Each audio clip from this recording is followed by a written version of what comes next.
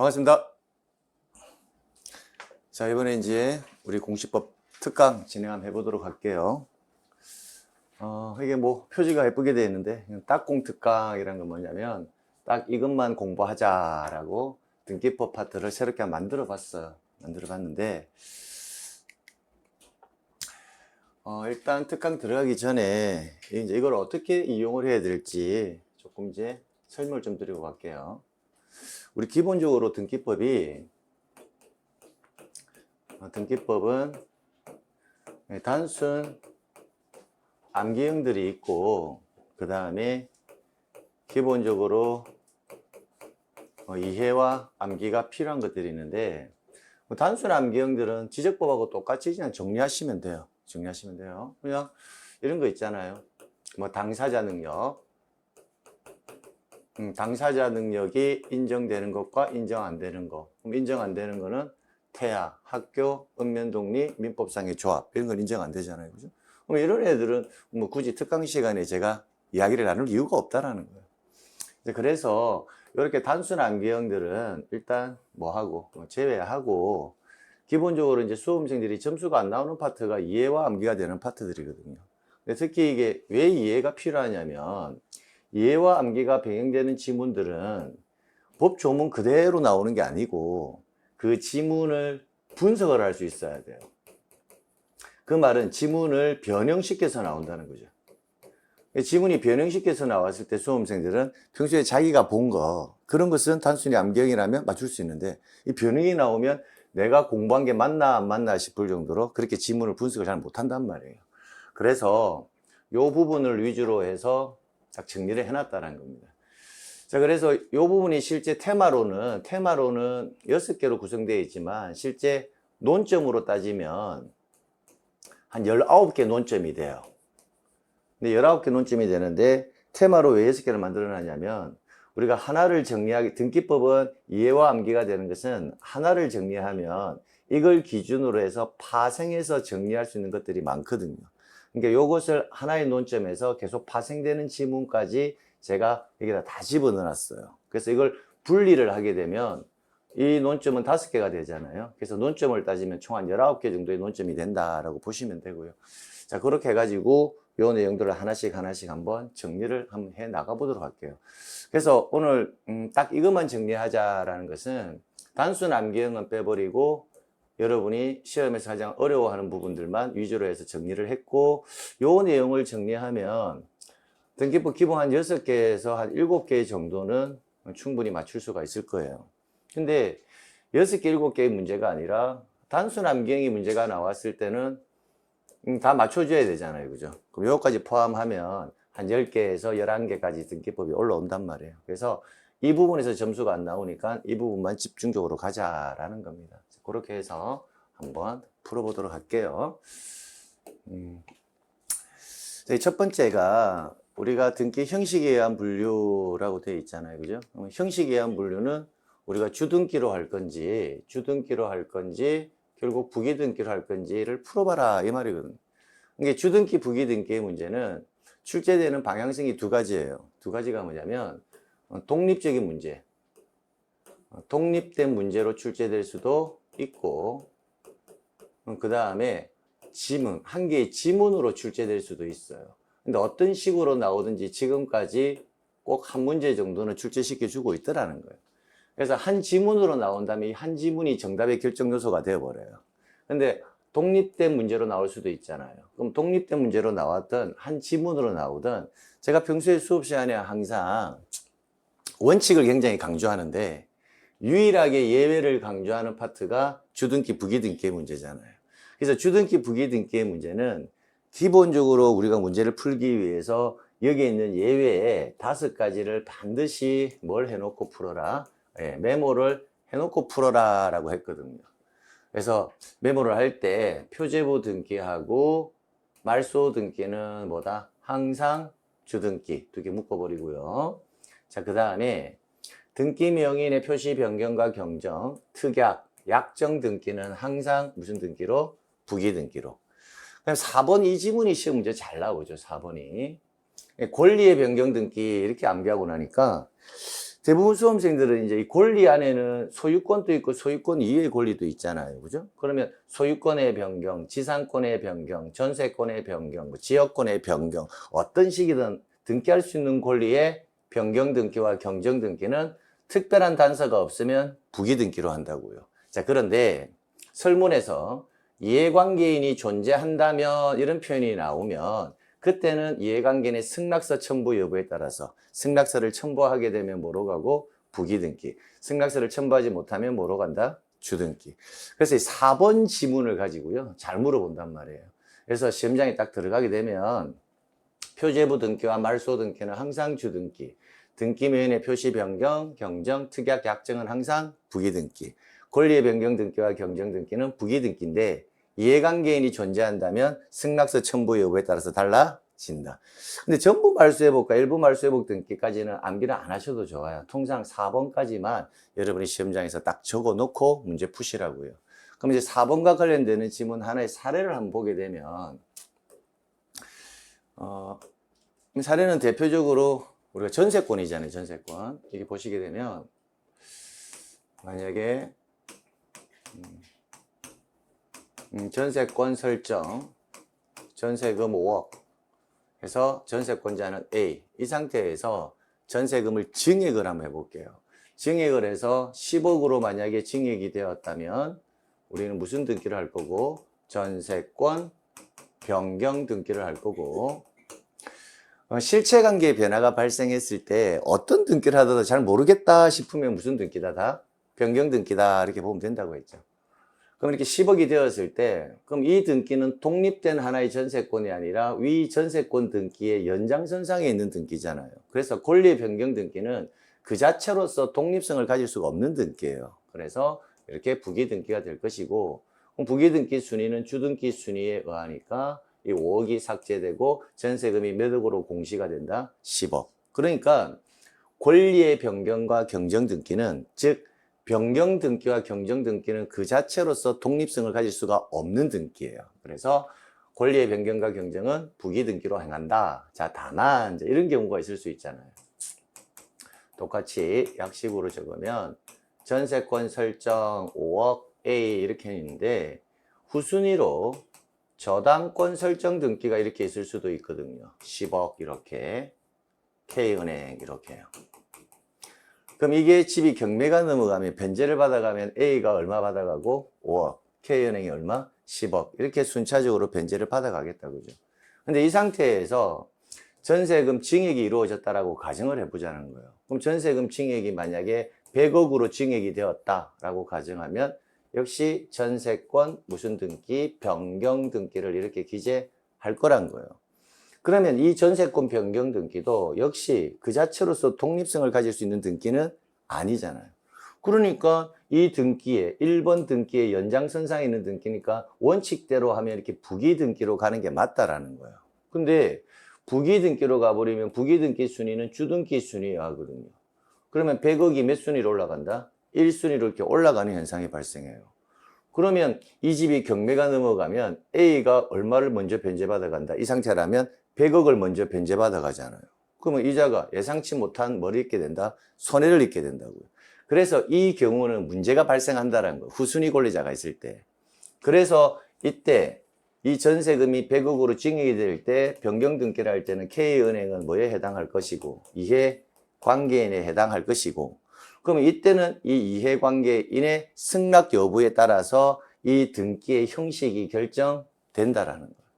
그럼 K은행이 그래 나는 손해를 봐도 좋으니까 전세권자 너가 하고 싶은 등기를 해라 라고 뭘 주게 되면 승낙서를 첨부해 주게 되면 A 입장에서는 100억이 1순위로 올라가고 싶잖아요. 그러니까 무슨 등기를 하면 된다? 부기 등기를 하면 되는 거고.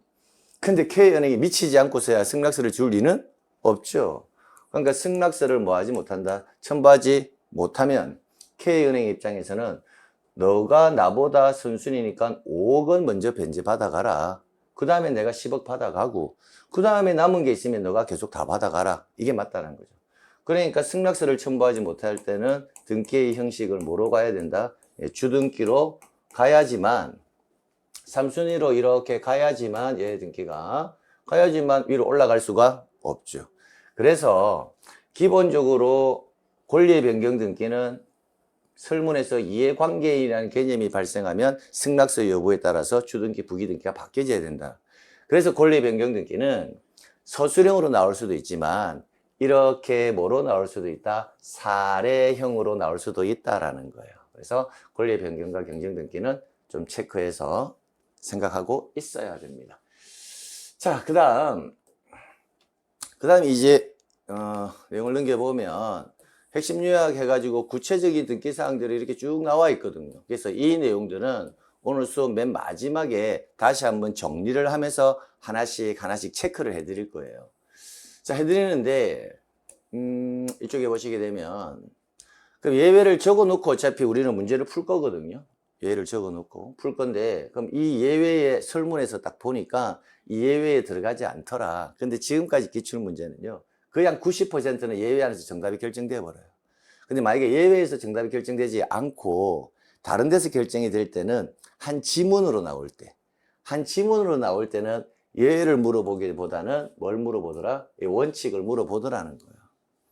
그럼 지문으로 나올 때는 그 원칙적인 내용들은 너무 많아요. 지문이 너무 많기 때문에 일일이 암기할 수가 없다라는 거죠. 그럼 어떻게 해야 되느냐? 내가 판단하고자 하는 등기가 있을 거예요. 어떤 출제인이 주어지는 등기가 있을 거라는 거예요. 뭐 전세권 설정 등기가 주든 뭐 저당권이 주어지든 어떤 등기가 주어지든 내가 판단하고자 하는 등기가 소유권이라는 권리를 바탕으로 해서 나온 등기인지 소유권 이외의 권리를 바탕으로 해서 나온 등기인지만 판단할 수만 있으면 굳이 이 내용은 암기사항이 아니라는 거예요. 간단한 하나 예만 들면 자, 우리가 전세권 설정 등기라고 한번 보자고요. 전세권 설정 등기가 가장 익숙하니까. 그럼 전세권 설정 등기는 주등기로 할 거냐 부기등기로 할 거냐 이렇게 물어본단 말이죠. 물어보면 이 전세권 설정 등기 자체를 보는 게 아니라 주등기, 부기등기의 판단 기준은 이 등기가 어떠한 권리를 바탕으로 해서 나온 등기이냐, 이때 얘가 정답의 결정 요소가 된단 말이에요. 그럼 이 전세권 설정 등기는 어떤 권리를 바탕으로 해서 나온다? 소유권을 바탕으로 해서 나오는 등기니까 이 전세권 설정 등기는 뭐라고 하는 거다? 주등기 이렇게 보는 거란 말이에요. 그럼 만약에 전세권 이전 등기가 나왔다라고 가정해 보자고요. 그럼 B 이렇게요. 그럼 이 전세권 이전 등기가 어떤 권리를부터 바탕으로 나올 거냐? 전세권을 이전받으려면 전세권이란 권리가 있어야 되죠. 그럼 이 전세권 이전 등기는 이 전세권 설정 등기를 바탕으로 해서 나온 거니까 소유권을 바탕으로 해서 나온 등기는 아니잖아요. 아니니까 무슨 등기로? 부기 등기로. 그러니까 원칙이 나오면 내가 판단하고자 하는 등기가 소유권을 바탕으로 해서 나왔느냐, 소유권 이외의 권리를 바탕으로 해서 나왔느냐만 판단만 할 수 있으면 된다는 거예요. 그러면 그걸 판단을 하려면 결국은 아래에 있는 유형의 등기들도 그 기준에 의해서 판단을 하면 되거든요. 그럼 아래에 있는 내용의 등기들이 어떤 등기인지를 모르면 결국은 판단할 수가 없게 되죠. 그래서 항상 수업 시간에 우리가 강조했던 게 주어지는 등기를 알아야 된다. 주어지는 등기만 알면 굳이 암기할 사항은 없어진다. 원리만 알면. 자, 그렇게 해서 요 내용들은 맨 마지막에 제가 여러분하고 한번 정리를 해보도록 하겠습니다. 자, 요 맨 마지막에 다시 한번 정리하도록 하고요. 그럼 테마 2 이게 보시게 되면 일부에 관한 등기라고 되어 있잖아요. 그럼 이 일부에 관한 등기는 뭐 토지 일부일 수도 있고 건물 일부일 수도 있고 뭐 지분일 수도 있고 권리 일부일 수도 있는데 일부에 관한 등기는 나온다 안 나온다의 문제가 아니라 반드시 나온다라는 거예요. 참고로 28회 시험 때인가 29회 때는요. 이 일부에 관한 등기만 알고 있어도 등기법 12문항 중에서 무려 3문항을 맞출 수 있었어요. 정답으로 그렇게 나왔다라는 거예요. 뭐 가등기 파트에서도 나오기도 하고 보존 등기라든지 또 29조 2호 등기사항이냐 아니냐 파트에서 나오는 파트거든요. 그래서 일부에 관한 등기는 실제 나온다 안 나온다의 문제가 아니라 반드시 나온다. 이게 기본 두세 문제라고, 두세 문제. 자, 그래서 이제 이 내용 또 간단히 좀 정리를 하고 한번 가보자는 거예요. 그럼 일부에 관한 등기를 정리를 할 때는요. 이제 이게 지문 속에서 이제 분석이 돼야 되거든요. 지문 속에서. 우리가 이제 일부에 관한 등기. 일부에 관한 등기 분석을 하려면 첫 번째가 부동산의 일부. 부동산의 일부 이 표현을 시험에서는 부동산 일부에 이렇게 시험 문제는 안 낸다라는 거예요. 그럼 어떻게 내느냐면 그래서 갑 소유 토지 일부에 뭐 이렇게 내겠죠. 이렇게. 그러면 토지 일부에니까 위의 개념을 접근시키면 되겠다 그죠? 또는 갑 지분에 대하여 이렇게 나오면 지분은 권리의 일부에 해당하니까요. 그럼 지분에 대하여, 토지 일부에 대하여, 뭐 갑 건물 일부에 대하여, 그럼 다양한 지문들이 나올 거라는 거. 또는 이런 문제도 나올 수 있겠죠. 갑과, 여러분이 많이 보는 거, 갑과 을이 갑 토지 일부에 대한 매매 계약을 체결하여 토지 일부에 대한 분필 등기 없이 토지 일부에 대한 소유권 이전 등기를 할 수 있느냐 없느냐 뭐 이런 지문이 나오잖아요. 그럼 이런 지문이 나오게 되면 얘가 부동산 일부와 관련되는 문제구나라는 걸 인지할 수 있어야 된다는 겁니다. 그래서 저는 기본적으로 일부에 관한 등기가 시험 문제가 나와도 옆에 항상 뭘 해놓고 문제를 풀어라, 메모를 해놓고 문제를 풀면 혼란을 줄일 수가 있어요. 그래서 부동산 일부에 관한 등기는 어디 부분에서 출제가 되느냐면 기본적으로 용익권 파트에서 출제가 많이 돼요. 용익권 문제에 관해서 시험 문제가 나오면 일단 기본적으로 출제가 된다고 보면 돼요. 왜? 부동산 일부에 성립할 수 있는 권리는 뭐만 가능하니까 용익권만 가능하거든요. 그럼 부동산 일부의 나머지 권리는 성립하지 않는다는 거죠. 그러면 갑과 을이 갑 토지 일부의 매매 계약을 체결하여 일부에 관한 소유권 이전 등기를 할 수 있다. 이렇게 만약에 시험 문제가 나오면 토지 일부에는 용익권만 가능한데 그럼 토지 일부에 관한 소유권 이전 등기는 할 수 있다. 이렇게 나왔으면 그 지문은 뭐다? X. 틀린 지문이구나. 이렇게 판단하는 거죠. 근데 만약에 굳이 이전을 하려면 어떻게 해야 한다? 일부에서는 이전이 안 되니까 이걸 일부가 아닌 전부로 바꾸면 되잖아요. 바꾸려면 뭘 해야 한다? 분할 절차를 걸쳐야 된단 말이에요. 그럼 분할을 하게 되면 토지 일부가 아니라 뭐다? 전부가 되니까. 그러니까 이런 지문도 응용을 해가지고 어떻게 나오냐? 갑과 을이 갑 토지 일부에 관한 매매 계약을 체결했다면 먼저 분필 등기를 뭐한 후 선행한 후 소유권 이전 등기를 하여야 한다. 이렇게 나오든지 분필 등기 없이 소유권 이전 등기를 할 수 있다. 이렇게 나오면 뭐다? X. 일부의 소유권을 성립하지 않으니까. 뭐 그런 내용들이라는 거예요.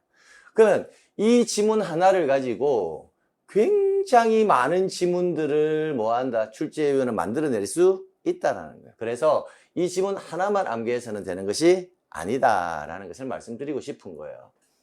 그러면 부동산 일부라는 개념은 이런 말이죠. 결국 토지라면 이게 17번지라면 17번지 토지 뭐다? 일부 이 말이잖아요. 그러면 건물이라면 어떻게 돼요? 건물이라면 방이 만약에 4칸이 있을 수 있잖아요. 그죠? 1번 방, 2번 방, 3번 방, 4번 방. 그러면 4번 방에만 이렇게. 이거는 뭐다? 건물의 일부. 이렇게 되겠죠. 그럼 여기에 성립할 수 있는 권리는 뭐만 가능하다? 용익권만 가능하고 그럼 나머지는 된다 안 된다? 안 된다. 이렇게 정리해 놓으면 된다는 거예요. 그래서 이걸 하나 적어 놓고 문제를 풀면 편하다라는 거예요. 자, 근데 여기에서 그럼 토지 일부에 용익권만 된다 했잖아요. 그럼 여기에서 이제 연결되어서 가는 게 뭐냐면 그러면 일부에 용익권이 가능하다라고 생각을 한다면 그러면 제3자가 봤을 때 그럼 토지 일부가 어디냐? 이게 궁금할 거잖아요. 공시를 해주지 말려줄 수가 없으니까. 그러니까 그 일부를 표시한 뭘 첨부해라? 도면을 첨부해라라는 말이 그래서 나온단 말이에요. 그래서 우리 지문을 구성을 시킬 때 뭐 지적 도면을 첨부한다, 뭐 지적 도면을 첨부한다, 도면을 첨부한다, 지적도를 첨부한다, 뭐 도면을 첨부한다라는 표현이 나올 때는 항상 뭐와 관계돼서 나올 때 용익권과 관련돼서 나올 때는 항상 도면이 나온단 말이에요. 자, 그래서 부동산 일부의 개념은 이렇게 정리를 하시면 되고요. 자, 근데 두 번째 이제 일부에 관한 등기에서 이제 주의해야 될 게 뭐냐면 이 지분이라는 거예요. 지분. 그럼 두 번째는 이제 지분인데 이제 이 지분과 관련해서 또 여러분이 한번 정리를 해줘야 되거든요. 그럼 등기한의 입장에서 일단 첫 번째 생각이 될 게 뭐냐면, 등기한의 입장에서 이 사람이 지분만 이전 등기를 신청하러 왔는지, 소유권 자체를 이전 신청하러 왔는지를 등기한의 신청서에 기록을 안 하면 알 수 있어요? 없어요? 없죠. 그러니까 등기 신청서에는 기본적으로 등기를 신청할 때 신청서에는 이전하는 지분, 이전 지분을 반드시 뭐 해야 한다? 기록해야 된다는 거예요. 지분을 넘기려면. 근데 소유권을 넘길 때는 지분을 기록할 필요는 없죠. 그러니까 지분을 넘길 때는 이전되는 지분을 반드시 기록한다는 것은 뭐 기본적으로 일단 생각해 보시고, 그 다음에 이제 지분에 대해서 어떤 등기가 성립할 거냐, 성립하지 않을 거냐를 정리를 해야 되는데, 그럼 지분이라는 개념은 우리가 토지든 뭐 건물이든 상관없어요. 그럼 이 토지 건물을 갑과 을이 공유할 수 있거든요. 갑과 을이 뭘 가지고 있다? 공유를 할 수 있을 거라는 거예요, 공유. 그러면 갑의 지분이 2분의 1 될 것이고, 을의 지분도 얼마? 2분의 1. 이게 공유잖아요, 공유. 그죠? 그러면 모든 권리 있잖아요. 내가 가지고 있는 모든 권리. 모든 권리는 내 권리를 처분하는 데 있어서 누구의 동의나 승낙을 얻을 필요는 없죠. 내가 소유권을 처분하는데, 전세권을 처분하는데, 지상권을 처분하는데, 어떤 권리든 처분하는데 타인의 동의나 승낙을 요하지는 아니에요. 반대 약정이 없는 한. 자, 그런데 지분도 하나의 권리잖아요. 소유권의 일부니까. 그러니까 지분도 처분하거나 양도하는데 아무런 제한을 받지 않는다라는 거예요. 자, 그런데 제한을 받지는 않는데 이 지분, 을의 지분을 을에게 이전할 수 있다. 병에게 이전할 수 있다. 끝인 거예요. 그리고 을 지분에 대해서 저당권, 만약에 저당권 등기를 한다라고 한번 생각을 한번 해보는 거예요. 저당권 등기를 한다라고 생각을 한번 해보는 거예요. 그럼 만약에 K은행이 저당권자인데 이게 지분의 저당권 등기가 실행이 될 거냐 안 될 거냐의 문제는 일단 변론으로 하고 한번 생각을 해본다는 거예요. 지분에 을의 K은행의 저당권이 될 거냐 안 될 거냐. 그럼 만약에 된다라고 가정하면, 그럼 나중에 을이 변제기가 도래했을 때 돈 안 갚으면 이거 담보로 제공한 거잖아요. 그럼 이거 뭘 넘겨야 한다? 경매를 넘기겠죠. 경매를 넘기면 새로운 소유자가 등장하겠죠. 그럼 그 새로운 소유자, 병이 낙찰을 받았다면 병은 2분의 1의 지분을 이전 받아 올 거라는 거예요. 그러면 저당권이라는 권리는 달리 보면 장차 기본적으로 뭐다? 소유권화 될 수 있는 권리예요. 왜? 그러니까 2분의 1의 지분을 병에게 이전할 수 있다. 가능하다. 당연하죠. 그럼 그게 가능하다면 2분의 1 지분에도 뭐다? 저당권도 가능하다. 이렇게 될 것이고. 그러면 지분에 대해서 장차 소유권화 될 수 있는 권리들은 다 가능하다. 이렇게 봐도 된다라는 거예요. 자, 그런데 갑과 을이 이렇게 있을 때 을 지분에 이 용의권 등기가 이제 될 거냐 안 될 거냐를 좀 판단해 봐야 되거든요. 근데 을 지분에 만약에 병의 용의권 등기가 가능하다라고 가정을 해본다면 어떤 문제가 발생하냐면 이 공유의 개념을 좀 아셔야 되거든요. 자, 이 토지를 기준으로 해볼게요. 이 17번지 토지가 갑과 을의 공유다라고 판단하면 절반은 갑거, 절반은 을거 이렇게 표현하지는 않거든요. 왜? 만약에 절반은 갑거, 절반은 을거 이러면 토지 일부의 소유권이 성립하는 결과가 발생하잖아요. 금방 우리가 토지 일부에는 소유권이 성립할 수가 없다라고 배웠거든요. 그러니까 17번지 토지를 갑과 을이 공유하고 있을 때는 17번지 토지 일부의 갑의 소유권, 17번지 토지 일부의 을의 소유권이라는 말은 예초부터 성립할 수가 없는 거예요. 그래서 우리가 토지를 공유로 가지고 있다라고 표현을 쓸 때는 소유권이라는 것은 토지 전부에 미쳐야 되지 일부에 미칠 수가 없죠. 없으니까 지분이 갑도 2분의 1을 지분을 가지고 있어도 실제 소유권이라는 권리를 가지고 있으니까 17번지 토지 전부가 누구 소유? 갑 소유. 근데 을도 마찬가지 소유권을 가지고 있죠.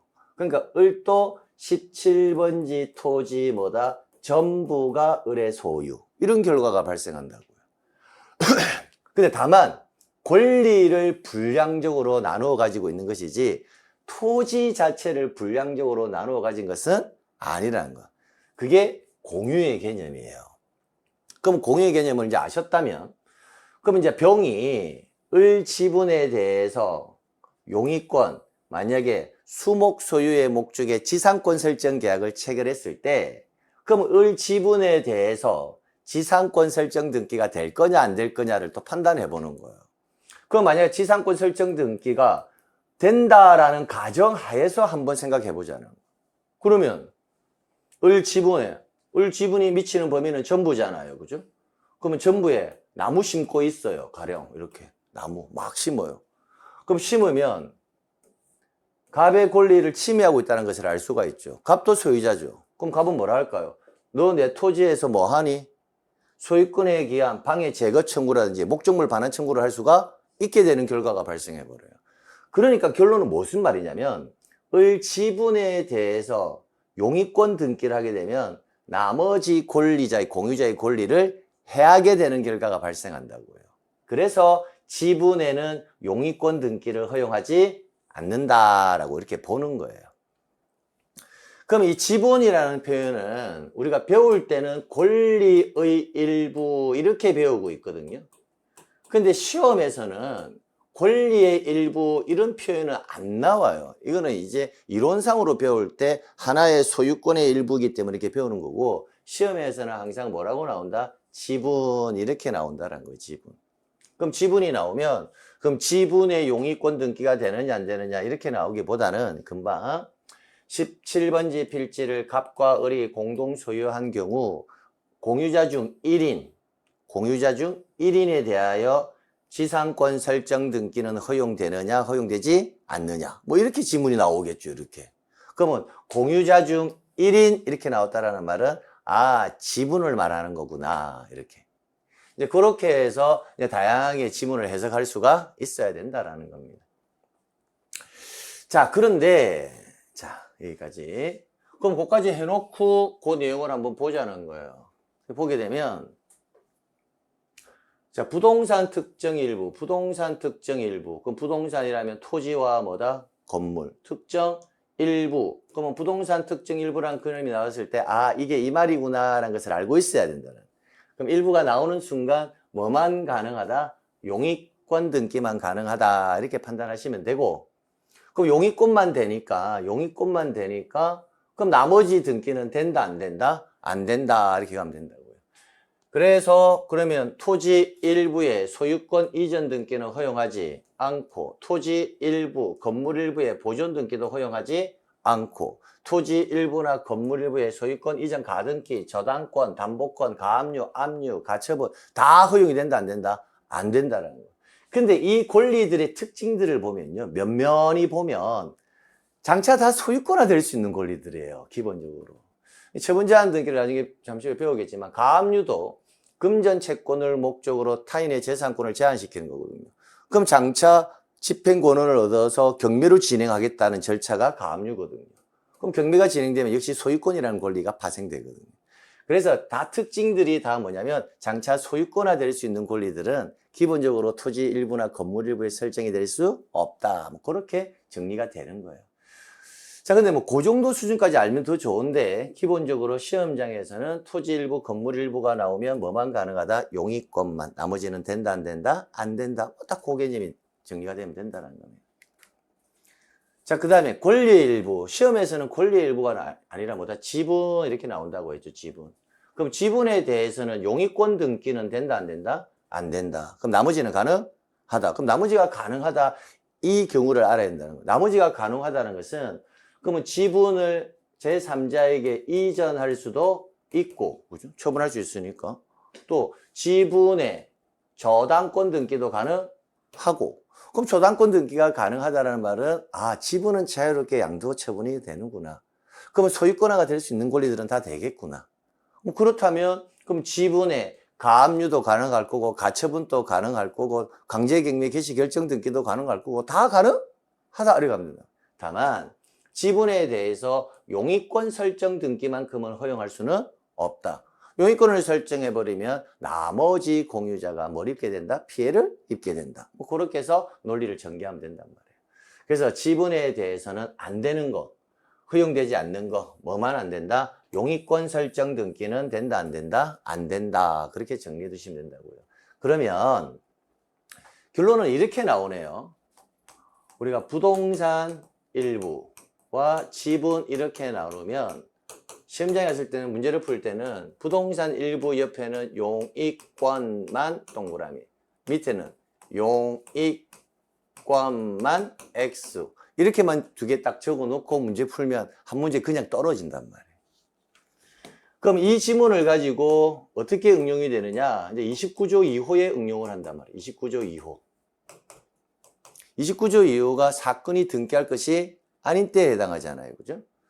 그러면 토지 일부의 용의권만 가능하다 했으니까 토지 일부의 소유권 이전 등기는 허용하지 않는다. 그럼 29조 2호 사건이 등기할 것이 아닌 때에든 이렇게 이제 연결이 된단 말이에요.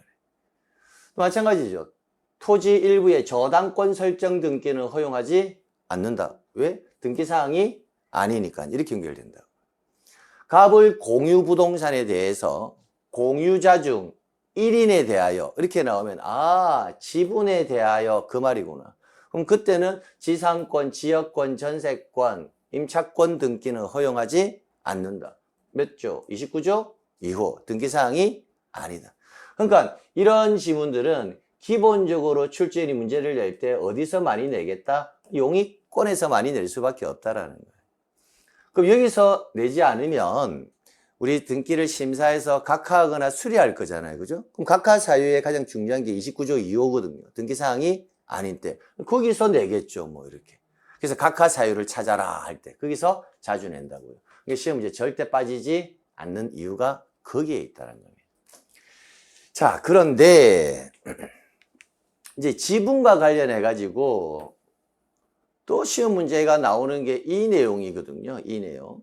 이제 이 내용은 이쪽에 일단 결론부터 한번 보고 가면 보존 등기하고 상속 등기하고 포괄 유증, 유증하고 그 다음에 가등기에 의한 뭐 할 때 본 등기할 때 그래서 요 네 가지 소유권 보존 등기에 관한 설명이다 이렇게 냈을 때도 나올 거고 상속 등기에 관한 설명이다, 유증에 관한 설명이다, 가등기에 관한 설명이다 할 때 요 네 개의 지문은 거의 빠지지 않는단 말이에요. 어떤 식이든 출제시켜 준다라는 거예요. 출제위원이.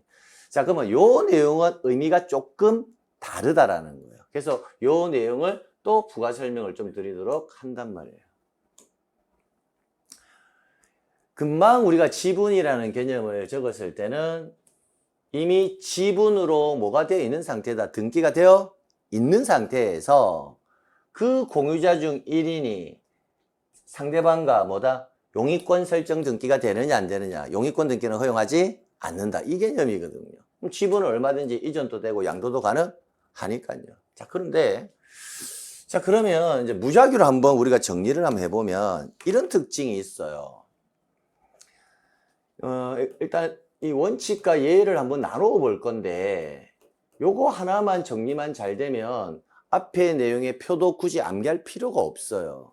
우리가 한번 어떤 이게 건물이 있어요. 이렇게 건물이 있는데 이 건물이 예를 들어서 갑소유 건물이다라고 가정을 해봐요. 그럼 나랑 나 친구랑 이 건물을 뭐 하려고 한다? 취득하려고 하는데 건물을 취득하려면 대금을 납부해야 되잖아요. 그죠? 근데 을이라는 친구가 병은 아직까지 등기를 하고 싶은 마음이 전혀 없는데 을이 병것까지 해가지고 이 병의 의사와 상관없이 이렇게 등기를 해줘 버렸다라는 거예요. 그 말은 1인이 전부 명의로 등기를 해줘 버렸다라는 거예요. 그럼 이 등기가 만약에 가능하게 되면 병은 자신의 의사와 상관없이 뭘 취득하게 된다? 소유권을 취득하게 되는 결과가 발생해 버려요. 우리가 권리의 취득도요. 그 취득하는 자의 의사에 반해서 권리를 취득하게 해줄 수는 없거든요. 과거 제가 수업 시간에 이거 폐가라고 했잖아요. 폐가. 이 집만 들어가면 다 죽어요. 이렇게 이야기했거든요. 그러면 을이 혼자 죽을 수 없으니까 같이 죽자 해가지고 병의 의사와 상관없이 전원 명의로 등기를 해버리면 병은 자기 앞으로 등기된 사실도 모르는 상태에서 시름시름 앓다가 죽어버리거든요. 그러니까 원칙은 뭐냐면 공유일 때 1인이 전부 또는 뭐다 전원 명의로 등기하는 것은 원칙은 허용하지 않는다. 이게 맞다라는 거야. 맞다. 근데 이게 맞는데 이제 예외적인 경우가 시험 문제 나오는 게 이제 두 가지가 있단 말이에요. 예외가 두 가지. 그럼 원칙은 안 되는데 이제 예외 두 가지가 뭐냐면 이제 이런 거라는 거죠. 이런 거. 자, 갑과 을이 건물을 신축을 했어요. 신축. 그럼 신축을 했을 때 갑 지분 2분의 1, 을 지분 2분의 1. 아직 등기는 돼 있지 않는 상태이고 신축하는 순간 우리는 뭐 없이도 등기 없이도 물권 변동의 효력은 발생해버리거든요. 그러면 갑과 을은 등기를 해야 소유자가 되는 것이 아니라 이미 소유권을 취득한 상태예요. 소유권을. 그러니까 외부에 공시를 하기 위해서 등기를 하러 간다고 가정해보면 우리 등기부에는 공유로 가지고 있던 단독으로 가지고 있던 반드시 일물일권주의의 원칙에서 1위 소유권은 돼야 돼요. 그러면 최초 보존 등기를 하러 간다면 이 상태에서 보존 등기를 하러 간다면 갑 지분 2분의 1 이렇게 되면 1위 소유권이 안 돼요. 안 되니까 이때는 전원 명의로 이렇게 등기가 돼야 되거든요. 그러면 공유자 전원이 보존 등기를 해서 이렇게 했다든지 또는 공유자 중 1인이 전부 명의로 만약에 등기를 신청했을 때 원칙은 금방 했잖아요. 1인이 전부 명의로 등기는 원칙 된다 안 된다? 안 된다. 안 되는 이유를 알아야 된다. 이유가 그 타방의 의사와 상관없이 권리를 취득하게 해줘서는 안 되니까. 그런데 이 경우는요. 1인이 전부 명의로 등기가 되느냐 안 되느냐를 판단해 보면 1인이 전부 명의로 등기를 하더라도 이 을의 의사와 상관없이 등기가 된다 하더라도 을이 등기가 됨으로써 권리를 취득하는 자가 아니라 이미 을은 소유권을 뭐한 상태다? 취득한 상태이기 때문에 갑이 전부 명의로 등기를 해도 가능하다라고 본단 말이에요. 그래서 예외적으로 보존 등기에서 금방 보존 등기에서는 1인이 뭐 명의로 전원 명의로 등기를 하는 것이 뭐하다 가능한 이유가 그게 있다라는 거예요. 이와 똑같은 개념이 어디에서 나오느냐면요. 이 똑같은 개념이 상속에서 나온단 말이에요. 또 보면 자 갑이 소유권을 가지고 있는데 갑이 사망을 했다고요. 사망해서 소유자가 누구다? A와 B가 상속인이 있다라고 가정을 해봐요. 그럼 얘가 사망하는 순간 수인의 상속인은 이미 소유권을 취득해버리거든요. 그러니까 이때도 수인의 상속인 중 1인이 전원 명의, 원래는 원칙대로는 1인이 전원 명의의 등기를 하면 된다 안 된다? 안 되는데, 허용하지 않는데 이 경우에는 1인이 전원 명의의 등기를 해서 공시를 시켜도 B의 의사와 무관하게 등기를 해도 이미 소유권을 뭐한 상태다? 취득한 상태이기 때문에 가능하단 말이에요. 그래서 상속에서는 1인이 뭐 명의로 전원 명의의 상속 등기가 가능한 이유가 그게 있다는 거예요. 근데 적고 보면 이렇게 되죠. 시험 지문을 낸다라고 봤을 때 예외로 보이는 게 두 개고요. 원칙은 지문이 하나죠. 그러니까 수험생들이 공부를 할 때는요. 자꾸 이 지문을 암기하거든요. 이 지문을. 나오니까. 그러니까 1인이 전원 명의로 등기를 하는 게 되는 건 줄 안단 말이에요. 1인이 전원 명의의 등기가. 1인이 전원 명의의 등기는 된다 안 된다? 안 되는데 암기해야 될 지문이 이거는 두 개가 있으니까 자꾸 이걸 암기하다 보니까 이게 원칙인 줄 안단 말이에요.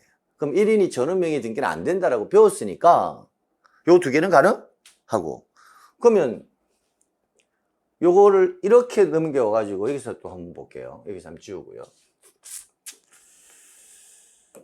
자라 이게 지우는데 전체를 안 지우면 아유 이렇게 하면 안 되겠다. 자 생각을 해봅시다. 자 이제부터 생각하는 거야. 갑이 사망을 했다. 슬아의 자식이 A와 B가 있다. 그럼 각각 지분을 얼마씩 가진다? 2분의 1씩. 그럼 이걸 공시해 보자. 그럼 공시하면 소유권 보존 갑에서 소유권 이전 상속해가지고 A 지분 만약에 2분의 1 이렇게 수인의 상속인 중 1인이 자기 지분만 상속 등기를 했다라고 가정을 해보자는 거예요. 그러면 여기에 원인이 상속이라고 나와 있을 거거든요. 상속이라고 나왔다는 것은 얘는 사망했다는 거예요. 사망한 자가 권리 의무의 주체가 될 수는 없거든요. 그러면 등기부상에서는 이거는 2분의 1 소유권이 되잖아요. 그죠? 그러니까 자기 지분만에 관한 상속 등기는 허용하지 않는 이유가 거기에 있다고. 1소유권이 안 되니까. 1소유권이.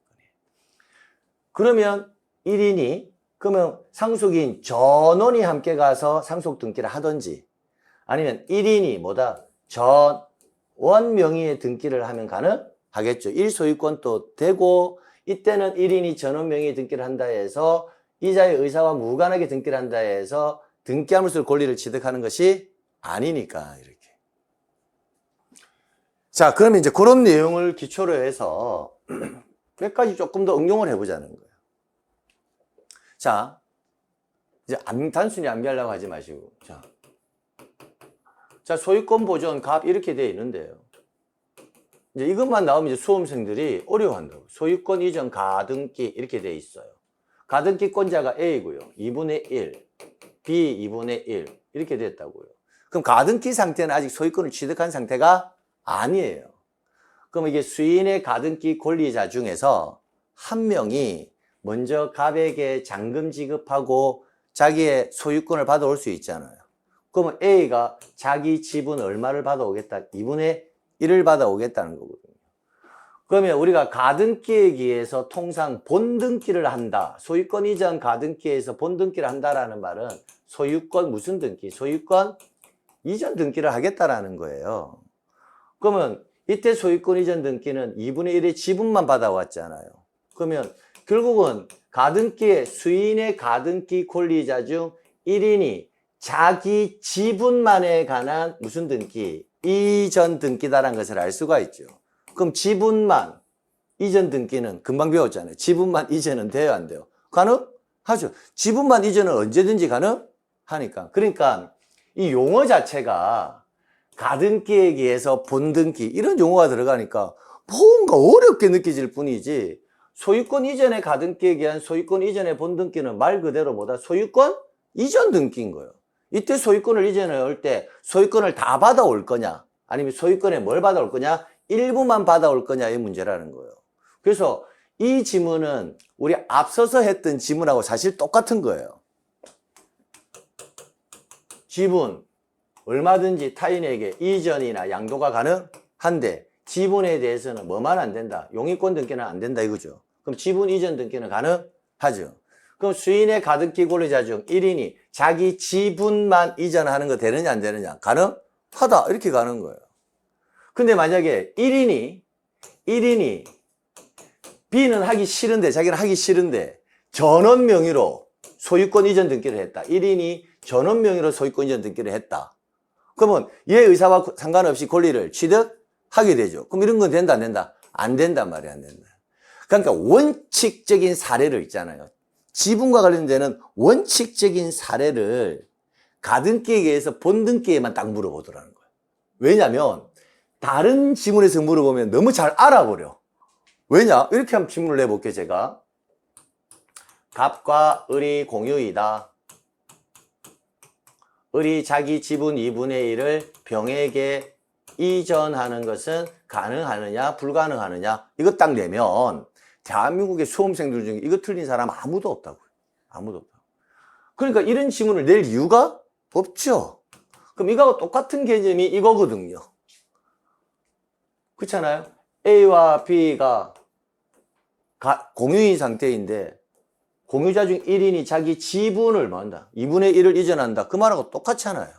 결국은 수인의 가등기 권리자 중 1인이 자기 지분만에 관한 본등기가 되느냐 안 되느냐 이렇게 물어보면 이게 지분 이전 등기하고 다른 지문처럼 느껴지거든요. 이 내용을 이해를 하지 못하니까. 그래서 항상 소유권 이전 가등기에 기해서 본등기를 한다 이렇게 나오면 그럼 무슨 등기하는 거다? 소유권 이전 등기하는 거예요. 근데 가가 들어가고 본이 들어가니까 뭔가 색다른 등기인 줄 아는데 그런 게 아니라는 거예요. 즉 소유권 이전 등기를 하기 위해서 가짜로 등기를 해놓은 등기거든요. 그러니까 결국은 자기 지분만 이전 등기는 뭐하다? 가능하다라는 거예요.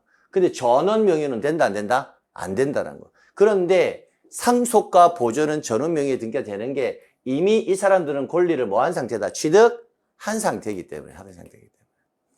자, 그런데 그럼 이제 이렇게 이제 이해가 됐잖아요. 그럼 이해가 되고 나면 이제 이걸 정리를 하는데 이게 얘는 암기할 필요가 없어요. 이게 물음표 되어 있죠? 그 말은 대부분 판례가 없기 때문에 시험지 안 나와. 그러니까 이거는 O다 X다 판단할 수가 없어. 그러니까 O냐 X냐 이 판단이 안 돼. 그럼 판단이 안 되니까 그럼 결국은 뭐다? 유증은 자기 지분만 또 가능하고 1인이 전원 명의도 가능하고 애초부터 안 나올 거니까 함께하는 것도 가능하니까 그래서 유증은 수인의 수증자 중 이렇게 나오면 O냐 X냐의 문제를 출제는 잘 안 되는 이유가 거기에 있는 거예요. 다 되니까. 그러니까 이런 것은 기출문제에도 잘 안 나와. 근데 모의고사 같은 데서 가끔씩 물어본단 말이에요. 모의고사. 이 모의고사용이라는 거예요. 실제 시험 문제는 아니라는 거예요. 자, 그러면 이 두 가지를 수험생들이 많이 암기하거든요. 많이. 이게 두 가지. 근데 사실 지분과 관련해서는요. 이게 원칙이라는 거예요. 이게 원칙. 실제로는. 자기 지분만 보세요. 봐봐요. 원칙대로 가볼게요. 수인의 가등기 권리자 중 1인이 자기 지분만 본등기. 그럼 이거 본등기를 어떻게 읽으면 된다? 자기 지분만 본등기를 어떻게 읽어라? 소유권 이전 등기. 그럼 자기 지분만 소유권 이전 등기 돼야 안 돼요? 가능하죠. 그러니까 1인이 자기 지분만 소유권 이전 등기는 뭐하다? 가능하다라는 거야. 근데 1인이 전원 명의로 하는 소유권 이전 등기는 된다 안 된다? 안 된다라는 거예요. 전원 명의로. 왜? 1인이 전원 명의로 해버리면 나머지 권리자의 의사와 상관없이 권리를 취득하게 되는 결과가 발생해 버리니까. 그러니까 전원 명의 본등기, 소유권 이전 등기는 허용하지 않는다. 이게 원칙인데 이걸 두 개를 너무 많이 암기하다 보니까 이게 원칙처럼 보인단 말이에요. 그러면 원래 1인이 전원 명의 등기는 된다 안 된다? 안 되는데 안 되는 이유가 그 타방의 의사와 상관없이 권리를 취득하게 해줄 수는 없으니까. 근데 보존하고 상속할 때는 말은 다르단 말이에요. 보존은 이미 권리를 취득한 상태고 상속도 이미 권리를 취득한 상태이기 때문에 1인이 전원 명의 등기가 가능한 거예요. 전원 명의로 소유권 이전 등기, 보존 등기가 가능한 거예요. 근데 자기 지분만은 보존 등기나 자기 지분만 상속으로 인한 이전 등기는 안 되는 게 이 두 개가 안 되는 것은 뭐가 안 되기 때문에 1소유권이 안 되거든. 보존을 자기 지분만 하면 1소유권이 안 되고 상속도 수인이 상속인지 1인이 자기 지분만 만약에 지분만 이전 등기를 한다. 이거는 가능한데 그 원인이 상속이 되어서는 안 된다는 거예요. 상속이 되어버리면 자기 지분만 상속 등기를 해버리면 피상속인이 사망하고 없기 때문에 1소유권이 안 되기 때문에 안 되는 거예요. 그래서 우리가 이 내용들을 너무 많이 암기하다 보니 얘가 어느 순간 원칙처럼 되어버린다는 거예요. 그러니까 출제위원회 입장에서는 예외가 딱 두 개밖에 없으니까 이 지문을 굉장히 자주 내는 거예요. 그래서 암기할 때는 뭐만 암기하면 되냐면 자기 지분만에 관한 보존은 안 되고 지분만에 관한 상속 등기는 허용하지 않고 그럼 나머지는 다 되고 있잖아요. 그럼 1인이 전원 명의의 보존이나 전원 명의 상속이 되느냐 안 되느냐 하면 된다. 그럼 암기할 때 이거 두 개만 암기하는 거예요. 그러고 나서 수인의 가등기 권리자 중 1인이 자기 지분만에 관한 본등기는 가능하죠. 지분만의 본등기는 지분만 무슨 등기다? 이전이라 했으니까 지분만 이전하는 거예요. 근데 1인이 전원 명의로 하게 되면 나머지 공유자가 자신의 의사와 상관없이 권리를 뭐하다? 취득하게 되는 결과가 발생하니까 허용하지 않는다. 그럼 암기할 때는 요 내용과 보존과 상속과 가등기에서 본등기 나올 때는 지분만 보존, 지분만 상속은 허용하지 않고 그 다음에 1인이 전원 명의의 본등기는 허용하지 않는다. 그럼 나머지는 다 가능하다. 이렇게 하면 된다. 그럼 이런 지문들이 다 29조 2호에서 나온단 말이에요. 29조 2호. 근데 이렇게 이제 이해를 하고 이 지문을 한 번 정도 생각을 딱 해놓고 나서 최종적으로 뭐 한다. 내가 시험장에서 문제를 풀 때는 이렇게 풀어야지라고 암기한단 말이에요. 그럼 암기를 할 때는 결국은 어떻게 암기가 돼야 되느냐면, 그럼 결국은 이제 암기사항을 적으면 아주 간단하게 적힌다는 거예요. 실제로는 부동산 일부에 용의권만 가능하고 지분에는 용의권 등기는 된다 안 된다? 안 되고, 그 다음에 지분만 보존, 지분만 상속 된다 안 된다? 안 된다 이렇게 되는 거고. 그럼 나머지는 가능하다. 지분이라는 글자가 나왔다라는 말은 일단 뭐다? 공유라는 개념이 전제되어 있거든요. 그리고 1인이 전원 명의의 가등기에 기한 뭐한다? 본등기. 본등기가 뭐다? 소유권 이전 등기라고요. 그냥 이거 된다 안 된다? 안 된다고요. 1인이 나머지 사람까지 본등기 해주는 거 된다 안 된다? 안 된다라는 거. 그래서 요렇게 항상 요 두 가지의 내용을 적어 놓고 가야 된단 말이에요. 근데 위에 이 지분의 개념과 아래 이 지분의 개념은 좀 다르잖아요. 위의 개념은 이미 지분으로 등기가 되어 있는 상태에서 그 공유자하고 다른 용의권자나 저당권자들이 계약을 해서 설정 등기가 되느냐 안 되느냐의 문제이고, 아래는 지분 그 자체로서 등기가 되느냐 안 되느냐의 문제라는 거예요. 그래서 지분 그 자체로서는 보존 등기가 될 수가 없고, 왜? 일소유권이 안 되니까. 그래서 요 내용을 최종적으로 정리한단 말이에요. 그럼 시험장에 가서 문제를 풀 때는 지분 나오면 요 5개 지문에서 다 해결된단 말이에요. 그러면 이걸 적어 놨잖아요. 그죠? 근데 오늘 수업의 내용이 뭐냐면, 중요한 게 이걸 적어 놓고 문제를 풀어도 대부분 수험생들이 못 푼다라는 거예요. 못 푸는 이유가 뭐냐? 그 내용을 모르기 때문에.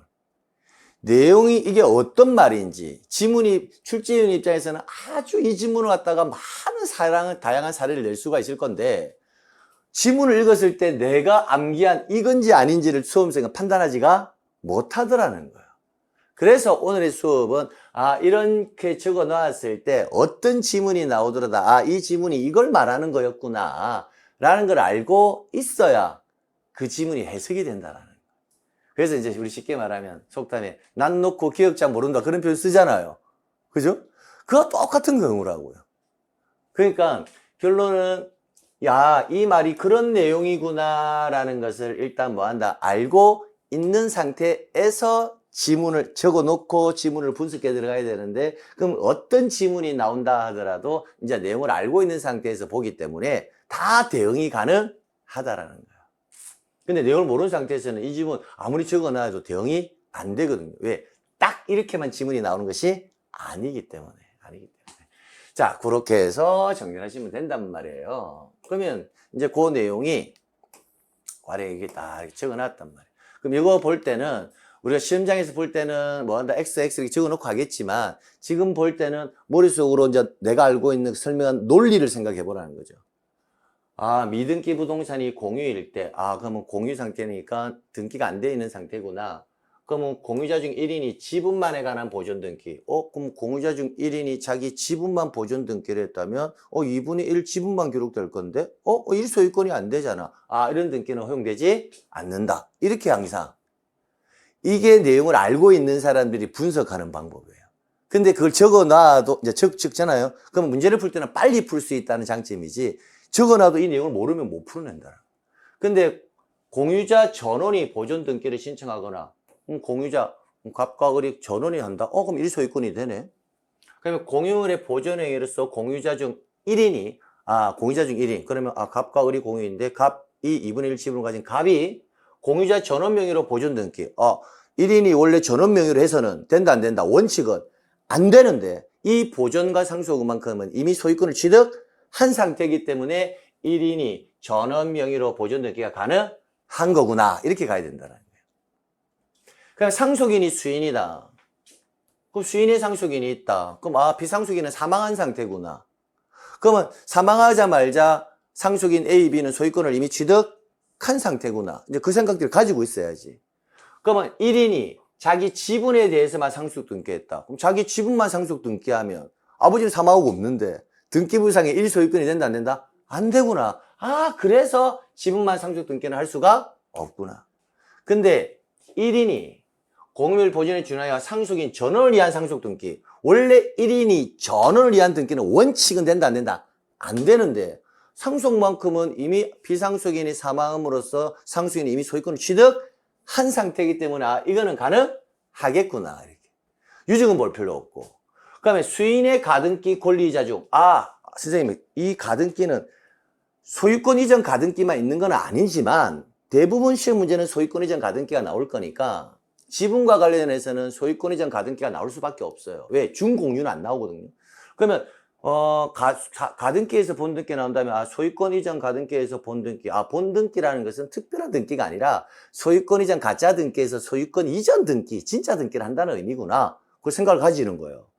그러면 여러 명의 가등기 권리자가 있는데 한 사람이 자기 지분만에 관하여 가등기한 본등기. 자, 자기 지분만 관하여 가등기한 본등기. 이게 뭐다? 자기 지분만에 관해서 무슨 등기? 이전 등기를 하겠다는 말이구나. 그럼 지분만 이전 등기는 얼마든지 가능하니까 이게 암기사항이 아니라는 거예요. 그러니까 어떻게 보면. 그럼 자기 지분만 이전 등기 가능하지 뭐. 근데 한 명이 전부 명의로 소유권, 한 사람이 전부 명의로 소유권 이전 등기를 하겠대. 그러면 상대방의 의사하고 상관없이 권리를 취득하게 되는 결과가 발생하니까 이런 등기를 해서는 안 되는구나. 이렇게 간다는 거지. 이렇게. 그렇게 해가지고, 그러니까 지금 내용을 알면서 지문을 보니까 이게 암기처럼 안 느껴진단 말이지. 그러니까 이걸 고찰을 해가지고 내용을 알고 가야 된다는 이유가 그게 있다는 거예요. 근데 이제 시험 문제를 풀 때는 금방 한 것처럼 제가 이렇게 적어준 뭐 이 내용 가지고 이제 문제는 풀어야 되겠지. 근데 이 문제를 풀 때 이걸 아무리 적어놔도 금방처럼 지문을 읽어보니까 어떤 말을 나올지는 아무도 알 수가 없으니 이걸 적어놔도 내용을 모르면 결국 문제를 풀 수가 없다라는 거예요. 그런데 이제 대부분 사람들은 아, 이게 적혀져 있으면 문제가 풀릴 수 있겠구나라고 판단하는데 적용이 안 되니까. 그러니까 계속 이런 내용만 계속 암기해라. 이거 자체가 큰 의미가 없다라는 거예요, 등기는. 그래서 그렇게 해서 내용 정리하면 된단 말이에요. 그럼 우리가 테마 1에서 주등기, 부기등기 나중에 다시 살펴보겠지만 이거 하고 지금 일부에 관한 등기 이렇게 했잖아요. 그죠? 지금부터 요 두 개만 가지고요. 1시간 정도 했는데 이 두 개만 가지고 대한민국에 있는 모든 모의고사나 기출문제를 다 뒤져보라고요. 이래가지고 기본 두 문제라고, 두 문제야. 어떤 식이든. 그러니까 이런 유형의 지문들은 틀려서는 안 된다라는 거예요. 그리고 지금 안 된다 이런 애들은 다 몇 호다? 29조 2호 사건이 등기할 것이 아닌 때는 그러면 다음 중 각하 사유에 관한 설명이다 이럴 때도 나오고요. 또 등기에 관한 설명이다 이럴 때 할 때도 뭐라 나오다가 4번 지문에 갑소유 토지 일부에 관하여 저당권 설정 등기는 허용한다, 허용하지 않는다. 토지 일부의 저당권 등기는 허용하지 않는다. 뭐 이런 지문이 등기에 관한 설명이다 해서도 나오고 또 등기 절차에 관한 설명이다. 이렇게 해서 수인의 상속인 중 1인이 자기 지분만의 상속을 원인으로 하는 소유권 이전 등기. 아, 지분만 상속 이전 등기 하게 되면 1소유권이 안 되겠네. 아, 이런 등기는 허용하지 않는다. 그러니까 어떤 식이든 이 유형의 지문은 등기법에서 어떤 지문에 들어가든지 반드시 끼어 들어가게 되어 있다라는 거예요. 네, 등기의 일반론에서 아주 중요한 파트거든요. 그러니까 이런 부분을 이제 포괄적으로, 통합적으로 정리를 해가지고 이제 자꾸 접근하는 훈련을 하면 된다는 거예요. 그래서 이제 문제를 풀 때도 일단 적어 놓고 문제를 풀겠지만, 아, 얘네들이 안 되는 이유가 이거야 라고 판단하면서 문제를 풀어야 안 잊어버려진다는 거예요. 자, 그렇게 해서 정리하시면 됩니다. 자, 이게 이제 끝났으니까, 그럼 이제 다음으로 넘어간단 말이에요. 테마 3. 공동신청의 예외 단도. 굉장히 또 중요하단 말이에요. 그럼 이 안에는 또 논점이 굉장히 많이 들어있다고요. 그럼 잠시 쉬었다가 테마 3 들어가자고요. 예.